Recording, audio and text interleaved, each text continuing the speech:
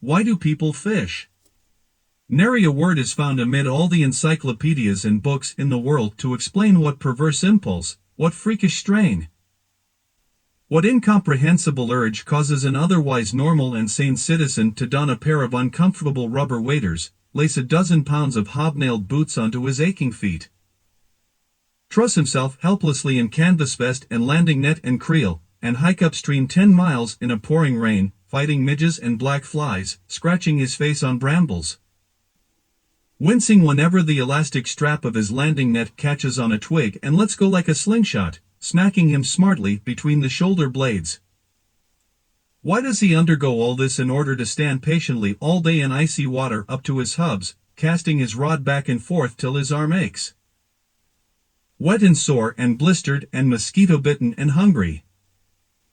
And in all probability, fishless. Why, indeed?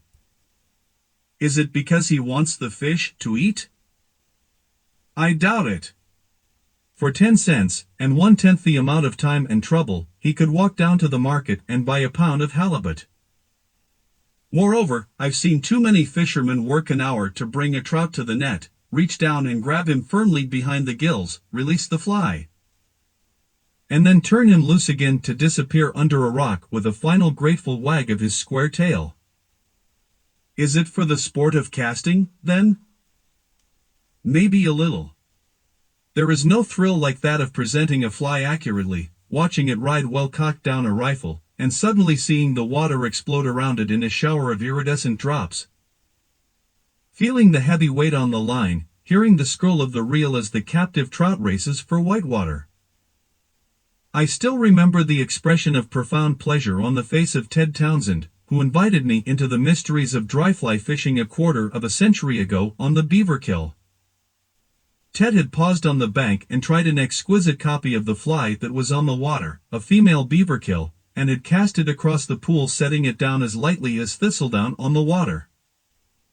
As we watched, a live male fly, with love light shining in his eyes, spotted the artificial female and settled down amorously beside her.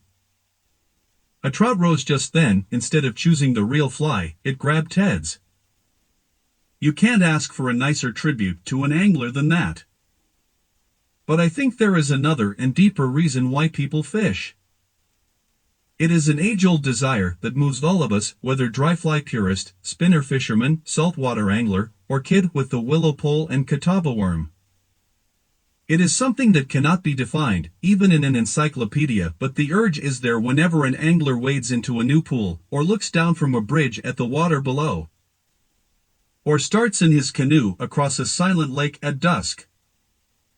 It has something to do with peace, contentment, and soul satisfaction, and the realization that for a moment at least, nothing else in the world really matters.